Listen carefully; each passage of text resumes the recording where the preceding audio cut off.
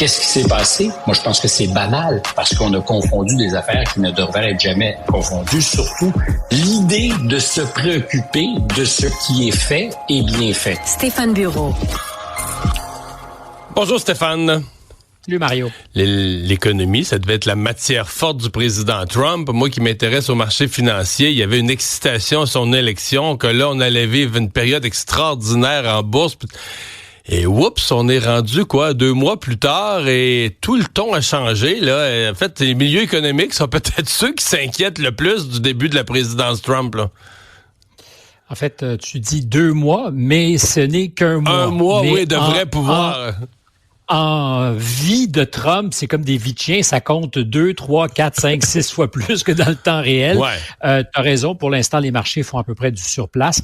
Nasdaq, mais il y a une nervosité en plus quand tu regardes les indices, la confiance des consommateurs. Il y a plein de signaux qui démontrent une énorme nervosité avec ce qui s'en vient. Tout à fait. On l'a mesuré ponctuellement quand il y a eu des décisions annoncées. Mais pour l'essentiel, donc, le Nasdaq, je pense, est en recul depuis le début de l'année, non pas du début mandat de M. Trump, depuis le début de l'année de 1,5. Je pense que le S&P, c'est en hausse de 1,5. C'est un peu du surplace. C'est évident que c'est des marchés, particulièrement pour les indices technologiques, qui étaient hyper boosté, qui était peut-être au-delà de ce qu'il devrait normalement être. Beaucoup d'optimisme, beaucoup d'espoir sur les rendements, particulièrement en matière d'intelligence artificielle. D'ailleurs, les titres qui étaient les plus montés sur la foi de cet espoir sont ceux qui se sont aussi le plus ajustés au cours des derniers jours, dernières semaines. C'est vrai de Google, c'est vrai de tout ce qui est lié à l'intelligence artificielle, Microsoft aussi, avec des reculs plus marqués. Mais avant de parler de ça, et on est absolument dans l'économie, un sondage qui a fuité ce matin, c'est pas un hasard, c'est une entreprise anglaise de sondage et de consultation qui l'a fait fuiter, parce qu'on s'intéresse aussi du côté de l'Europe et en Grande-Bretagne très particulièrement à ce que pourrait faire M. Trump avec les droits douaniers qui pourraient avoir un impact sur les entreprises européennes comme ça pourrait en avoir un, et ça en a déjà un au Canada et au Mexique. Alors, on apprend dans ce sondage que 28% des Américains sont favorables à des tarifs douaniers ciblés de 25% à l'endroit du Canada, mais 43% des Américains sont opposés, disant justement qu'il y a une relation entre le Canada et les États-Unis qui ne devrait pas être abîmée par ces droits douaniers et l'appui ou l'opposition, devrais-je plutôt dire, à l'endroit des droits douaniers pour les entreprises britanniques sera encore un peu plus élevé. Je le rappelle, ça peut être spécieux parce qu'il y a un jeu politique qui se fait et si ça a fuité dans Politico ce matin, c'est justement qu'on veut envoyer un signal. Mais si on faisait le total des faisceaux de sondages qu'on a eu depuis 3-4 semaines, en particulier sur l'état d'esprit des Américains, à l'idée d'avoir un traitement de faveur négatif à l'endroit des Canadiens. Il y a de la résistance, évidemment beaucoup moins chez ceux qui appuient M. Trump, qui font confiance, mais quand même. Donc, c'est peut-être une petite lueur d'espoir, d'autant qu'on est à quelques jours d'une réévaluation par le président Trump, qui avait dit « je suspends la menace pour 1 mois, voir comment ça se passe ». Et ça nous ramène au discours de M. Trump, qui annonce beaucoup de choses, et qui en fait aussi un certain nombre, mais qui annonce beaucoup de choses, et qui, à la dernière seconde, peut mettre les freins, changer d'opinion. La semaine dernière, quel était le thème de conversation pour ceux qui suivent en particulier le conflit en Ukraine? C'était la dispute entre Volodymyr Zelensky et Donald Trump qui s'insultaient. Trump qui disait c'est un dictateur sans mandat. Il a couru après l'invasion. À son tour, M. Zelensky qui disait plus de deal sur les terres rares, les minerais précieux ou stratégiques. Et qui soudainement, qu'est-ce qu'on apprend cette nuit? C'est qu'il y aura vraisemblablement quelque chose qui va être signé peut-être vendredi à Washington. C'est toujours surprenant quand le président dit « J'ai entendu dire que Zelensky s'en venait ». Comme s'il n'était pas du tout prévenu. Excuse-moi. Mais Stéphane, c'est quand même... La semaine passée, il a bel et bien dit, je l'ai relu ce matin, là, que Zelensky est un dictateur. C'est les mots qu'il a employés. Donc, il va signer un deal vendredi avec un dictateur?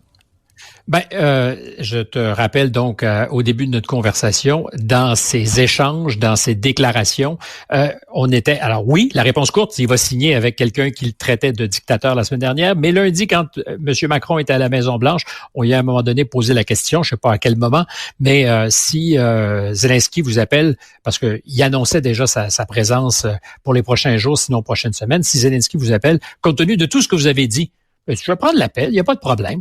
Donc, il faut en prendre et en laisser, mais il y aura un deal. Et je pense qu'avant toute chose, parce qu'il y a toutes sortes d'éléments dans ça, c'est un deal politique pour la Maison-Blanche. Je pense que la démonstration que veut faire Donald Trump, c'est que c'est fini cette époque où les Américains soutiennent, investissent dans une cause sans un retour sur l'investissement. Parce que je crois qu'on en a parlé cette semaine, on connaît pas franchement la nature des gisements de ces terres rares et autres minerais stratégiques. Ça n'a peut-être pas parfaitement été ventilé, mais ce que je sais, pour l'avoir entendu vendredi, je ne crois pas au hasard, Mike Waltz, qui est le conseiller de M. Trump à la sécurité nationale, qui est quelqu'un qui a pas mal d'influence et qui est écouté, qu'est-ce qu'il disait dans une entrevue? En fait, elle a été donnée jeudi, cette entrevue, c'est que l'Ukraine pourrait subvenir à 100% des besoins américains en matière d'aluminium.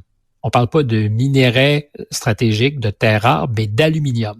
Alors, je suis pas sûr qu'il ait parfaitement raison parce que je suis allé voir ce qu'étaient les capacités de production de l'Ukraine avant la guerre. Est-ce que ça compenserait pour ce que le Canada envoie?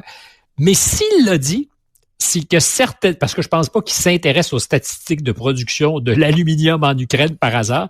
S'il le dit, c'est qu'il y a peut-être une intention. Et dans l'ensemble du deal, il y a ce qu'ils pourront ou pas trouver dans le sous-sol, mais la possibilité aussi d'avoir accès à de l'aluminium moins cher, par exemple, ça, mais... et de faire pression sur le Canada en disant « Savez-vous, on n'a peut-être plus besoin de vous comme avant. » Mais moi, ce que je retiens de tout ça, je le disais un peu en caricature plus tôt dans l'émission, mais tu sais, si Trump, il y a un commerçant dans son village qui vend à juste prix, Trump n'est pas acheteur, il n'ira pas encourager le commerce. Par contre, si Trump a des photos du monsieur, du commerçant, qui trompe sa femme, là, il va aller le voir et il va dire, regarde, tu me vends tout à la moitié du prix, sinon je vais montrer les photos à ta femme.